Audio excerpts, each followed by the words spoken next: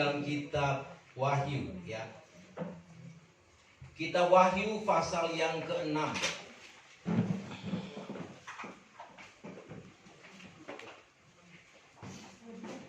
Wahyu pasal yang ke-6. Kita akan membaca ayat 1 dan ayat yang kedua yang berbunyi sebagai berikut. Terjemahan lama yang bertemakan dari hal 6 meterai yang terbuka. Ayat 1. Maka aku tampak bagaimana anak domba itu membuka satu dari antara ketujuh meterai itu. Lalu aku dengar satu dari antara keempat zat yang hidup itu berkata, seperti guru bunyinya. Maka aku tampak adalah seekor kuda putih, dan orang yang duduk di atasnya itu ada berpanah. Maka satu mahkota pun dikaruniakanlah kepadanya. Lalu keluarlah ia dengan tanda kemenangan supaya ia menang lagi. Terima kasih, silakan duduk. Saudara, kita perhatikan firman Allah ini dalam kitab Wahyu pasal yang ke-6. Memang bagi kita kalangan kabar pengantin ini memang tidak asing lagi. Tetapi Tuhan punya maksud yang indah dalam kehidupan kita, karena setiap firman Allah, saudara, punya maksud Tuhan yang tertentu, teristimewa untuk menyempurnakan iman. Ya. Nah, saudara, di dalam Wahyu pasal yang ke-6 ini, ya, yang dihubungkan dengan Matius pasal yang ke-24, ayat 1 sampai ayat yang ke-5, ini adalah berbicara tentang pertandaan dunia akhir zaman. Nah, saudara kasih dalam Tuhan, ini sangat penting bagi saya dan saudara, karena ini adalah akhir zaman, ya. Akhir zaman, Tuhan sudah memberikan petunjuk-petunjuk, tanda-tandanya, apa yang akan terjadi, apa yang sedang terjadi, semua diungkapkan secara terperinci bagi saya dan saudara. Sebab itu, saudara sekalian, perlu kita perhatikan kenapa Tuhan ungkapkan bagi saya dan saudara. Ini diungkapkan bagi orang-orang yang sudah menjadi pilihan Tuhan. Orang pilihan Tuhan tentunya diungkapkan satu rahasia, sehingga lewat rahasia ini dia bisa tahu apa yang sedang terjadi. Orang pilihan Tuhan bukan semua orang, ya, bukan semua manusia yang ada di dunia ini dipilih Tuhan. Memang semua umat manusia dipanggil, ya. Tuhan memanggil kita semua, tetapi yang merespon sedikit, ya. Dan kita ini orang-orang yang merespon, ya. Sehingga tatkala kita respon, kita datang kepada Tuhan, kita dipanggil datang dan melakukan kehendak Tuhan. Sehingga Tuhan mulai memproses kita dalam pilihan Tuhan, ya. Ada terbagi dua juga, ya. Bukan semua yang dipilih Tuhan itu akan setia, ya. Cuma orang yang setia yang saudara sekalian diuntukkan untuk masuk pada kekekalan, yaitu sorga, ya. Memang saudara berbicara setia itu memang sulit. Kalau cuma untuk mau setia, orang bisa setia, tapi kadang-kadang juga orang, ya, kadang-kadang setia, kadang-kadang tidak setia. Tetapi inilah firman Tuhan. Kita harus dengar, kita harus terima, taruh dalam hati dan lakukan. Karena ini berbicara tentang keselamatan. Minta tolong, Matius pasal yang ke-24, Matius 24 ayat 1 sampai ayat yang ke-5. Ini punya hubungan dengan Wahyu 6 ayat 1 dan 2. Matius 24 ayat 1 mulai. Maka keluarlah Yesus dari dalam bait Allah lalu pergi. Maka datanglah murid-muridnya menunjukkan kepadanya bangunan bait Allah. Maka ia menyahut serta berkata kepada mereka itu, bukankah kamu nampak sekalian ini? Dengan sesungguhnya aku berkata kepadamu, tiadalah akan tinggal tersusun di sini sebuah batu di atas yang lain yang tiada akan dirombak kelak.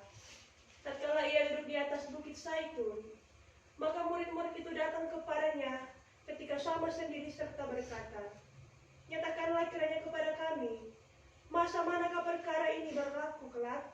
Dan apakah alamat kedatanganmu dan kesudahan alam ini? Maka jawab Yesus serta berkata kepada mereka itu, ingatlah baik-baik Jangan barang seorang menyesatkan kamu. Karena banyak orang akan datang dengan namaku katanya, aku inilah Kristus. Maka mereka itu menyesatkan banyak orang. Iya, saudara, dikatakan ini saudara sekalian pertanda dunia akhir zaman ya. Tatkala murid-murid bertanya tentang masa manakah keadaan yang sudah disampaikan oleh Tuhan ya. Batu tidak ada tersusun di batu yang lain dan tanda-tanda kedatangan Tuhan. Yang pertama saudara, ini memang khotbah berseri karena saya hanya fokus di dalam ayat 1 dan ayat yang kedua berbicara tentang kuda putih dalam Wahyu pasal yang ke-6. Kemudian dalam Matius 24 berbicara tentang kepalsuan-kepalsuan. Kristus palsu ya. Nah, saudara, kita perhatikan baik-baik ya, bahwa yang membuka meterai cuma anak domba, yaitu Tuhan Yesus Kristus. Tidak ada orang yang dapat membuka selain anak domba Allah, yaitu Tuhan Yesus Kristus. Dan tatkala meterai yang pertama dibuka, maka ada satu saat yang hidup berkata dengan guru, marilah. Ini berbicara tentang Injil Matius ya. Kemudian saudara sekalian, tatkala meterai dibuka, keluarlah kuda putih ya. Dan ada orang yang berpanah. Kuda putih dihubungkan dengan Matius pasal yang ke-24. Ini berbicara tentang kepalsuan. Kristus palsu. Karena di Alkitab juga dikatakan di dalam Wahyu pasal yang pertama, Wahyu pasal yang ke-19 itu berbicara tentang kuda putih ya. Namun berbeda ya. Di dalam Wahyu 1 ayat 13 sampai 16 itu berbicara tentang kuda putih, tapi itu berbicara tentang Kristus yang sesungguhnya. Demikian juga di dalam Wahyu pasal yang ke-19 ayat 11 sampai ayat yang ke-16 itu mempunyai 7 perlengkapan ya. Yang pertama saudara sekalian, tidak usah kita baca, dalam Wahyu pasal yang ke-19 dikatakan orang atau kuda putih ya. Dikatakan di sana saudara, orang yang duduk di atas kuda putih bernama Setiawan. Itu tanda yang pertama. Kemudian tanda yang kedua, matanya seperti nyala api, berarti menyala DP mata. Tanda yang ketiga, di kepalanya ada banyak mahkota. Kemudian tanda yang keempat dikatakan dia adalah firman Allah. Tanda yang kelima, dari mulutnya keluar sebelah pedang yang tajam. Dan tanda yang keenam, dia memakai jubah yang telah dicelup dengan darah dan namanya adalah firman Allah. Dan tanda yang ketujuh, pada jubahnya ada tertulis suatu nama, Raja di atas segala raja dan Tuhan di atas segala Tuhan. Beda yang dikatakan di dalam Wahyu pasal yang ke-6 ya. Ayat 1 dan ayat yang kedua.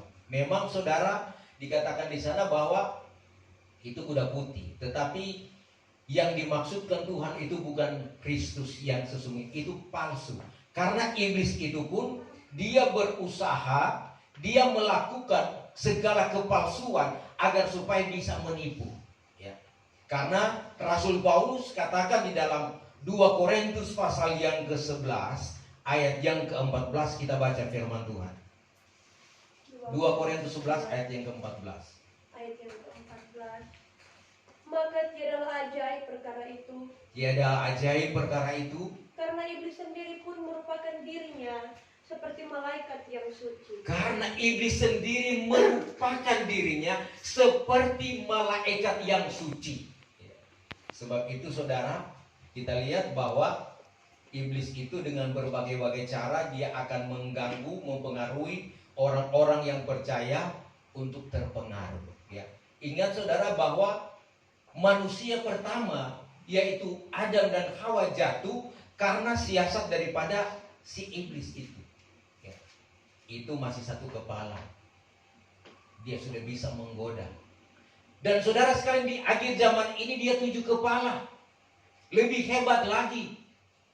Dan saudara kasih dalam Tuhan, kita perhatikan baik-baik bahwa kepalsuan-kepalsuan yang didatangkan oleh iblis itu semakin nyata dan jelas. Bukan sedikit kita tertipu karena kepalsuan-kepalsuan ya. Memang saudara yang ada di dalam dunia ini ya diberikan kuasa, iblis diberikan kuasa untuk ya ke sana kemari. Bahkan dia masih naik turun sorga dan bumi. Di sorga, di langit dia menggoda malaikat. Di bumi dia menggoda manusia, mempengaruhi manusia supaya manusia bisa tergoda. Dan kita ini saudara masih ada di bumi. Sehingga iblis berusaha cari cara bagaimana menggoda, mempengaruhi, bahkan menjatuhkan, menghancurkan kita. Bukan sedikit orang-orang yang punya cita-cita yang saudara sekalian besar, bahkan usaha yang besar bisa gagal. Bukan sedikit keluarga yang awalnya penuh dengan sukacita, penuh dengan kerukunan, tiba-tiba terjadi bencana. Tiba-tiba terjadi perpecahan, terjadi kerusuhan, terjadi perceraian. Bahkan saudara sekalian akan terjadi pembunuhan di dalam keluarga. Ini adalah pekerjaan daripada kuasa kegelapan. Bagaimana saudara menghancurkan orang-orang pilihan Tuhan, termasuk saya dan saudara. Dan kalau ini sudah diingatkan, maka kita pun harus berhati-hati, berjaga-jaga, agar supaya iblis itu tidak mencari celah untuk menjatuhkan kita. Karena Rasul Petrus katakan dia seperti singa, berjalan-jalan melur, mencari-cari celah. Siapa yang bisa ditangkap, bahkan dibinasakan, supaya ikut dia ya. Nah saudara kasih dalam Tuhan, berbicara tentang kepalsuan-kepalsuan yang ada, memang ternyata iblis ini licik sekali ya. Orang melihat di dunia ini banyak kepalsuan. Kalau berbicara tentang barang-barang palsu, itu biasa. Produk-produk palsu, itu biasa. Karena memang sudah ada sunyata. Paling banyak saudara sekalian kita juga suka yang imitasi. Yang palsu itu sama dengan imitasi itu. Nah paling banyak orang karena gaya-gayaan, dia pakai emas imitasi, pakai cincin imitasi. Karena apa? Takut jangan orang ambil. Kalau asli orang ambil, waduh, berharga itu emas. Sehingga sedangkan bos-bos, pejabat-pejabat, kalau mau keluar jalan-jalan ke kota-kota besar, dorang so pakai itu perhiasan. Memang dorang punya yang asli, tapi yang dorang pakai ternyata imitasi. Takut jangan sampai orang mau rampas. Jadi kalau orang rampas ya enggak apa-apa, palsu itu. Begitu tuh. Kadang-kadang juga tuh orang begitu ya. Meskipun itu satu-satunya milik kita. Tuh orang cari barang-barang yang bagus, sama mas, sama DP mangkilat, kemudian tembaga. Ini apalagi DP apalagi berlian. Banyak yang palsu-palsu. Tuh orang suka. Karena kalau saudara sekalian palsu, tuh orang cuma asal ego, tuh cuma salah pas ya. Orang mau milih, enak mas sudah tinggal. Oh iya. Tapi coba kalau asli, aduh DP hati pikiran ada di situ. Karena memang Tuhan bilang, di mana hartamu, di situ pikiranmu. Jadi saudara kasih Tuhan, kalau harta kita di rumah, orang berpikir selalu di rumah. Meskipun orang dalam perjalanan pikir-pikir di rumah, bagaimana itu. Tapi kalau orang kumpul harta di sorga, Tuhan bilang kumpul harta di sorga. Yang ada gegat dan karat yang mau ambil. Di sana orang berpikiran tertuju ke sana. Amin. Di mana orang cari dan orang kumpul. Dan saudara kasih dalam Tuhan, apa yang kita kerjakan di bumi ini, yaitu soal keselamatan. Keselamatan itu berbicara tentang sorga. Sebab itu Tuhan katakan harus berbuat baik, berbuat benar, dan berbuat adil.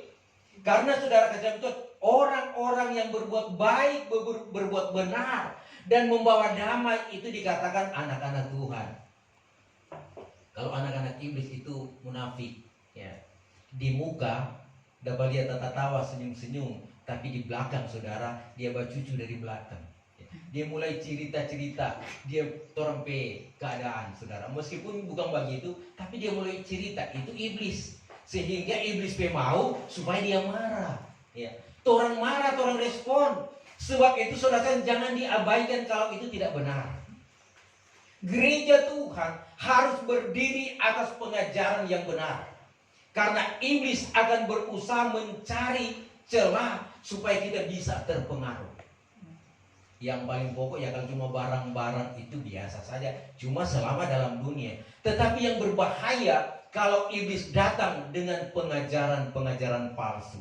Karena dikatakan ada Kristus palsu yang akan datang. Nah, saudara kasih dalam Tuhan, kita tahu bahwa iblis itu dari mulanya itu pembohong, ya. Yohanes 8 ayat 44, kita baca firman Tuhan.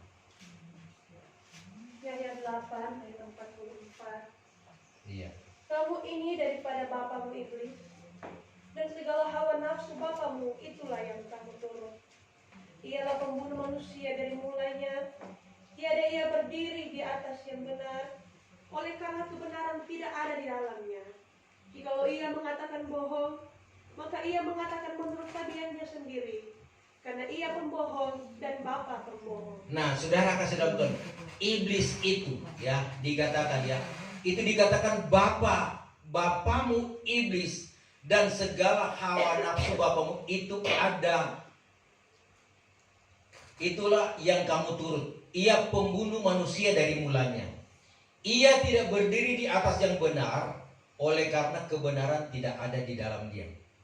Jikalau ia mengatakan bohong, maka ia mengatakan menurut tabiatnya sendiri, karena ia pembohong dan bapa pembohong. Jadi itu pembah dusta itu dari iblis. Jadi kalau orang masih baba dusta, orang rataan bilang itu masih baba ambu, ya. Kalau orang Bitung bilang baba onti, itu dari iblis, saudara. Nah, oleh sebab itu orang masih diproses. Memang di dalam dunia ini, orang saudara kan masih dibentuk, masih diproses, sehingga pengajaran-pengajaran akan datang. Kan kita tahu ada 3 pengajaran. Pengajaran akal-akal manusia, Matius pasal 15. Kemudian 1 Timotius 4, pengajaran setan-setan. Tetapi ada juga pengajaran yang langsung dari Tuhan, yaitu saudara sekalian pengajaran pengantin yang memberikan petunjuk bagi kita jalan yang benar. Itu pengajaran pengantin yang ada 4 orang. Tapi kadangkala kita terpengaruh dengan saudara sekalian ajaran-ajaran lain, perhimpunan-perhimpunan yang besar, penuh dengan sukacita, gedung yang mewah, megah, penuh dengan fasilitas, orang-orang terhormat, pejabat-pejabat ada di sana, sehingga kadangkala kita merasa kecil hati. Aduh, lihat mereka luar biasa, dihadiri pejabat-pejabat daerah, pejabat-pejabat negara. Kita ibadah cuma biasa-biasa, sedang kuntua pun tidak hadir, palak pun tidak hadir. Tetapi apakah itu penting dalam ibadah? Kita bersyukur kalau kehadiran pemerintah. Tetapi yang pokok, saudara, dalam ibadah itu kehadiran Tuhan. Kalau Tuhan hadir, maka segala sesuatu akan indah, akan mengalami damai dan sejahtera. Sehingga kita datang ibadah penuh dengan masalah terselesaikan.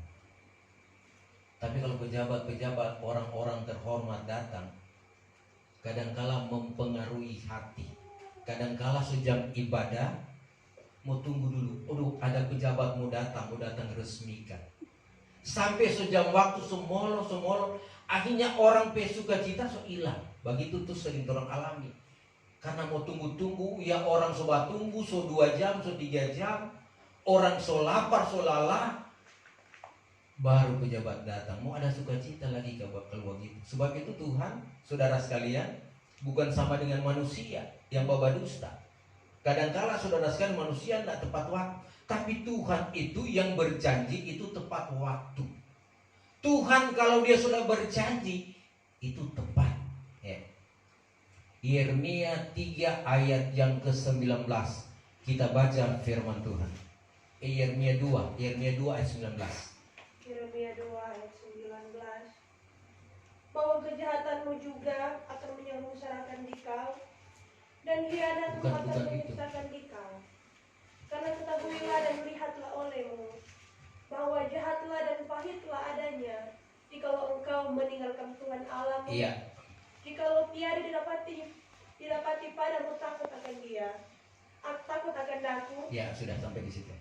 Jadi maksud saya bahwa Tuhan itu bukan manusia biasa yang berdusta. Kalau dia berjanji, kalau dia sudah berkata tak dapat tiada, itu akan terlaksana. Itu Tuhan. Sehingga menjadi pengalaman. Kami punya pengalaman yang indah dalam pengajaran kabar pengantin Kristus. Waktu kami digodok, dibentuk melalui kursus yang ada di Teli, ya. Di situ memang Tuhan nyatakan ada seorang opa Wenas, ya. DP tipe-tipe hampir sama di om ini. Dia kecil tapi botak. Ya. Dia karunia luar biasa. Ini hanya mau tambah kesaksian bahwa Tuhan itu ajaib. Rumahnya DP rumah itu cuma kurang lebih 50 meter dari gereja. Jadi kalau dia suka keluar di jalan, tuh gereja di Sodapalia. Dan opa itu, dia sedangkan doa makan dia kemuliaan. Luar biasa. Tuhan pakai. Kemudian satu ketika, karena waktu itu jam 10 ibadah, opa ini jam setengah 10, dia so abis mandi, so pakai kaos dalam, tinggal mau pakai kemeja karena Manado panas, ya, baru kaos dalam. Dia, saudara sekalian, tanpa sengaja dia berdiri di muka pagar, dia lihat gereja, itu api so tutup, sudah menyala. Dia kaget, dia lihat gereja terbakar, ada api di sana, api so bungkus. Kemudian dia cepat pakai dia punya baju, kemudian dia ke gereja, ya. Masih 1/4 jam, jam 10, 1/4 menit, 15 menit, jam 10, dia sudah ada di gereja, belum ada orang. Dia masuk di pintu, dia lihat di podium muka, Tuhan sudah ada di muka. Dia sudah buka dia punya tangan dulu. Dengan sukacita dia melihat Bapa yang kekasih. Saudara, kalau kita beribadah kepada Tuhan, kalau kita sudah tetapkan waktu jam 10 tepat, sebelum jam 10 Tuhan so ada. Memang kadang-kala orang dalam keadaan kelemahan, ya, terlambat. Ya.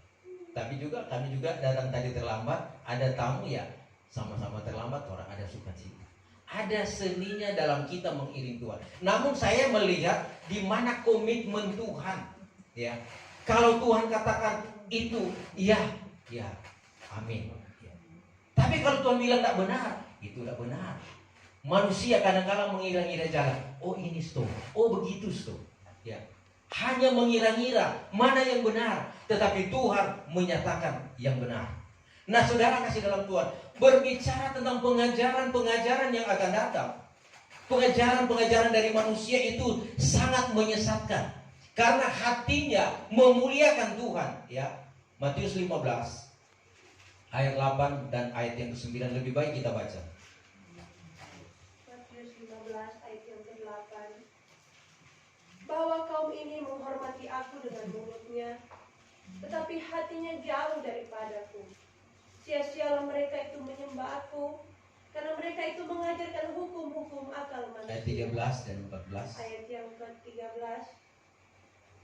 Maka jawab Yesus katanya, suatu tanaman yang tidak ditanam oleh Bapakmu yang di surga, ialah akan dicabut.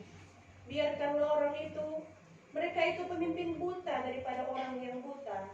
Jikalau orang buta memimpin orang buta, niscaya keduanya pun akan jatuh ke dalam lubang. Iya, ini saudara sekalian hati-hati, ya. Karena Kristus palsu, ya. Dia punya saudara sekalian nabi-nabi palsu, dia punya hamba-hamba Tuhan palsu, sehingga memalsukan pengajaran, ya. Tuhan katakan dalam Matius 15, ya. Kaum ini menghormati aku dengan mulutnya, tapi hati jauh daripada Tuhan. Bukan sedikit orang-orang Kristen, orang yang percaya menyebut nama Tuhan, ya, tetapi hati jauh daripada Tuhan. Hanya tatkala dia membutuhkan Tuhan, dia panggil Tuhan. Tuhan hanya dijadikan sebagai security, ya. Menjaga tatkala dia susah, dia panggil Tuhan. Tatkala dia senang, lupa Tuhan, ya. Jangan kita jadikan Tuhan seperti itu. Dan itu saudara sekalian dikatakan hati jauh daripada Tuhan meskipun melakukan kehendak Tuhan. Sia-sia lagi menyembah aku karena mereka mengajarkan hukum-hukum akal manusia. Beda. Hukum-hukum Tuhan dengan hukum-hukum kepikiran manusia beda jauh. Kalau Tuhan memberikan hukum, itu ya dan amin. Kalau kita melakukan hukum Tuhan, kuncinya sorga. Kalau kita mengikuti aturan-aturan manusia, itu saudara sekalian akan membawa orang ke sorga. Tetapi cuma di dunia. Tetapi ada juga hukum manusia yang saudara sekalian Raja Soleman pakai, dia terapkan. Jadi sebetulnya hukum yang ada di dunia ini itu berdasarkan Alkitab, berdasarkan hikmat dari Tuhan, hikmat Soleman. Satu contoh, tatkala Raja Soleman dia meminta kepada Tuhan, satu-satunya dia minta hikmat agar supaya bisa menyelesaikan perkara. Bukan kekayaan, bukan kehormatan, bukan mati semua di pelawan, tetapi dia minta hikmat. Sehingga dia praktekkan hikmat itu. Tatkala dua perempuan yang mempunyai anak dua-dua, yang satu mati, kemudian yang satu hidup. Dia anak so mati, dia setukar, ya. Sehingga tuh yang hidup dia ambil. Kemudian saudara sekalian datanglah Pak Soleman, ya. Raja Soleman bilang, "Ngana punya ini anak ini?" "Oh iyo kita punya." Dia tanya lagi satu, "Ngana punya anak ini?" "Iyo kita punya." "Oh anak dia punya yang so mati, dia punya yang so mati." Tetapi Soleman bilang pada pengawal, "Ambil pedang." Kemudian taruh anak di meja. Ini hikmat saudara. Kemudian saudara sekalian dia angkat begini. Kemudian yang satu dia bilang, "Raja jangan Tuan Raja, serahkan saja kepadanya.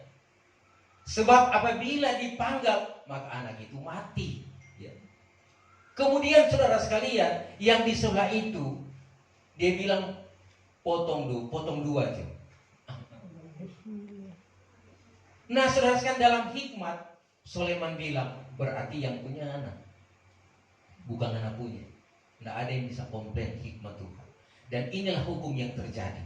Kalau pemerintah kita, negara kita berdasarkan hukum, mengandalkan Tuhan, semua akan adil. Tetapi kalau pakai akal manusia, karena kadang-kala manusia dia membuat segala sesuatu, kadang-kala menyusahkan yang lain. Siapa yang banyak doi, dia bisa atur, ya. Sehingga di pengadilan pun, ya, tidak ada keadilan. Itu Alkitab bilang. Di dalam Al-Katib dikatakan, sedang di pengadilan pun tidak ada keadilan. Sedangkan itu penuh dengan hakim-hakim. So itu orang dengar-dengar ada hakim masuk penjara, jaksa masuk penjara. Memang Alkitab sudah bilang. Sebab itu kita perlu berharap bersandar kepada Tuhan. Kalau Tuhan itu hakim yang adil, dia tahu yang sungguh-sungguh, dia tahu yang setengah-setengah hati, dan dia tahu yang memang tidak sama sekali. Itu Tuhan tahu. Kemudian juga kita melihat saudara sekalian, iblis dengan berbagai cara dia menjatuhkan gereja Tuhan dengan pengajaran-pengajaran yang salah. Kan ada hamba Tuhan, dia bilang yang penting kuat percaya. Kalau so percaya pasti sorga. Dan mereka tidak perlu berbuat, ya. Tetapi saudara, bagi Tuhan percaya dan lakukan. Kalau kita percaya tidak melakukan, nyana akan mau selamat. Karena iman itu, ya, harus saudara sekalian disertai dengan perbuatan. Karena iman tanpa perbuatan mati, ya. Jadi tatkala kita mendengar firman Tuhan, kita percaya dan lakukan, itu berkenan kepada Tuhan dan masuk surga. Tapi saudara sekalian, banyak sekarang orang yang dikelabui. Sebab itu kita melihat di YouTube banyak pengkhotbah luar biasa. Banyak hamba-hamba Tuhan di luar sana, kalau khotbah itu luar biasa. Bahkan so pakai kata-kata yang tinggi, ya, pakai kata Ibrani, ya, kata-kata Yunani, sehingga di sekolah pun orang ini, ya, diajarkan kata-kata bahasa Ibrani. Ada? Iya, mau pakai di mana kasihan tuh bahasa Ibrani itu, ya. Kita juga memang belajar kemari, cari S2 harus tahu menerjemahkan bahasa Ibrani. Ya, kita bilang mau belajar. Setelah orang tahu, orang mau khotbahkan di mana pakai bahasa Ibrani. Kalau orang pergi di Ibrani. Yang penting di sini bagaimana kita memahami kehendak Tuhan. Mereka mulai mengajarkan pakai doktrin, ya. Sehingga terjadilah sesuai dengan kehendak mereka. Sehingga kadangkala yang benar orang katakan salah, ya. Bahkan orang melihat Orang melihat, oh karena dia itu hamba Tuhan memang luar biasa, so dipakai Tuhan luar biasa, so bikin mujizat, menyembuhkan orang. Sehingga tatkala dia undang bikin ibadah KKR di satu lapangan yang besar, orang-orang berbondong-bondong ke sana. Tidak terkecuali orang-orang kita juga ke sana, pendeta-pendeta ke sana. Mau cari apa di sana? Ada mujizat.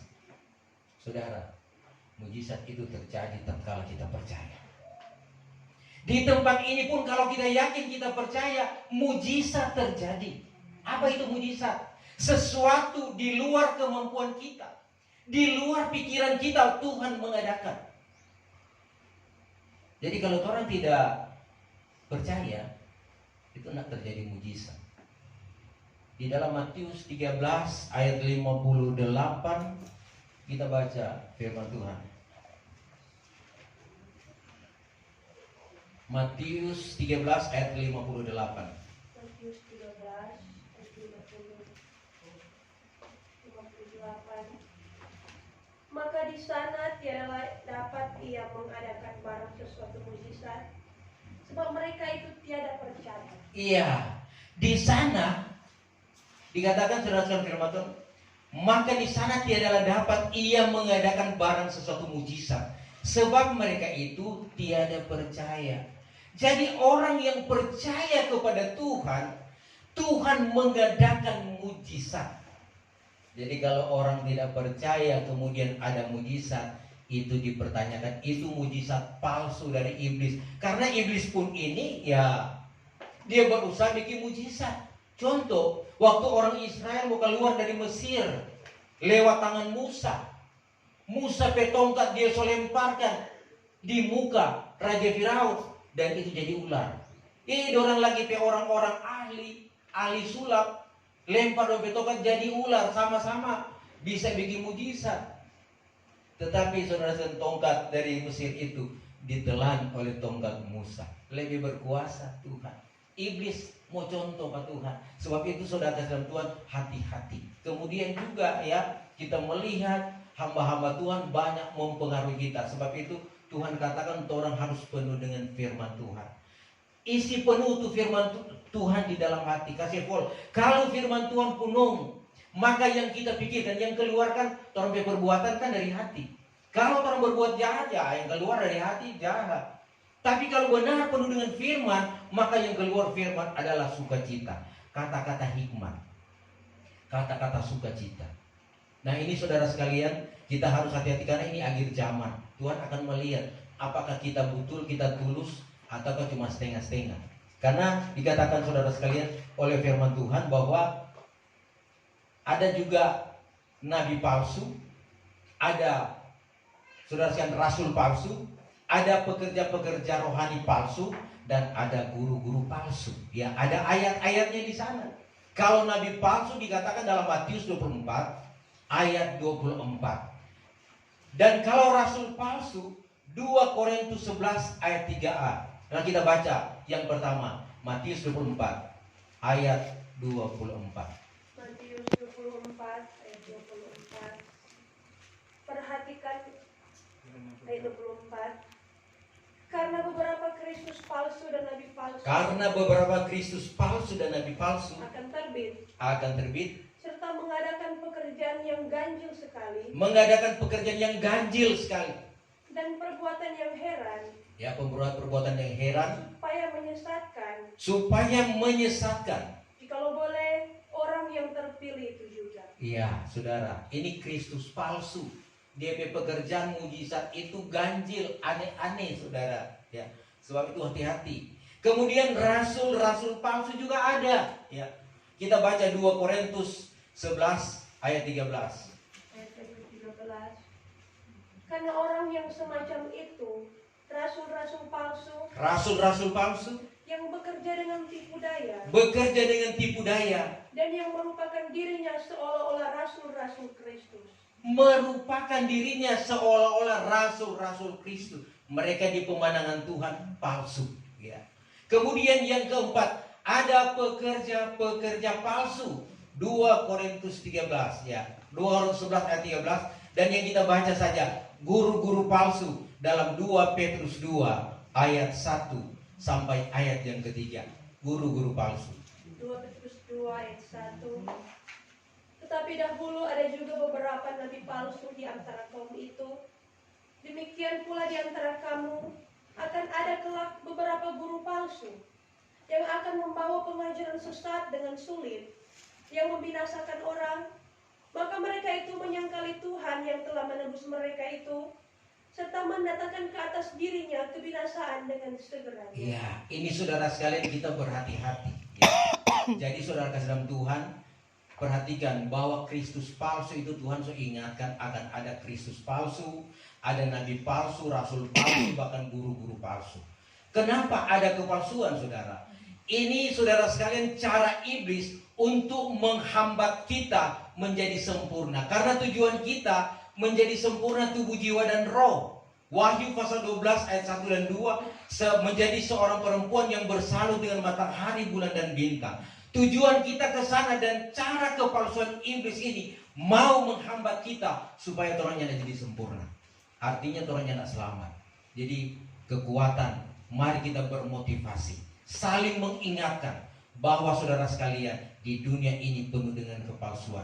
Tetapi ya, hati-hati jangan sampai orang mulai mencela hamba Tuhan, orang mulai menjelek-jelekan meskipun ada di dalam kamar. Jangan memfitnah hamba Tuhan, jangan mempersalahkan hamba Tuhan, tetapi doakanlah mereka. Karena saudara, Tuhan mengetahui hati. Kalau orang bersih, orang tulus ya. Jadi namanya orang diurapi, orang hargai, orang hormati. Tapi ajarannya jangan kita terima kalau salah.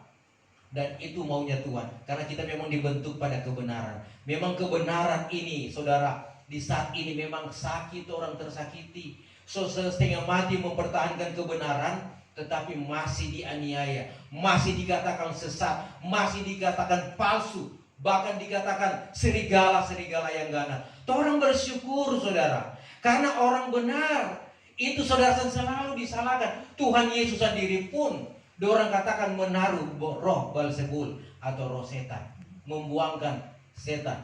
Ya, Tuhan sendiri, apalagi orang. Ya saudara sekalian, ini akhir zaman. Sebab itu saudara, di akhir zaman ini kita harus mengerti kehendak Tuhan. Jangan orang bermasa bodoh, tetapi jaga diri dan perhatikan hidupmu, langkahmu, agar supaya berkenan kepada Tuhan. Puji Tuhan, ini kebenaran firman Tuhan. Kita akan masuk pada doa dan penyembahan.